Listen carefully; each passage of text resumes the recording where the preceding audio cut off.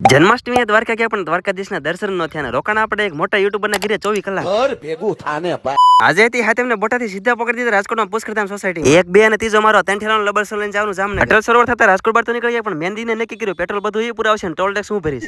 ये भगवान क्या जुल्म है. આ નાના છોકરાને દિન ઉપર ક્રશ આવી ગયો તો નકરો હામું જ જોઈ રહ્યો હતો. કેવરભાઈ છે ને દુકાન જામનગરમાં કરે જરા કોમેન્ટ કરજો. આજથી પાછો હું સ્પોન્સર ગોતવાનું ચાલુ કરી દીધો. તમને ખબર તો એમના સ્પોન્સર તો મળી જ જાય. હજુ હમણાં તો કાળઝાળ ગરમી પડતી ને અચાનક વરસાદ આવી ગયો. હા આ દિનયો હોરમાં નાયો નતો ને એટલે આયુ મુકા કાકાનું સામ્રાજ્યનો સ્નેપનો ઇન્ફેક્શન આને લાગી ગયો. મને આજ ખબર પડી. માંડ પગ્યા પટેલ કાને ભેવની ગમણ મને હોતો ઓસરીમાં હોતો હું.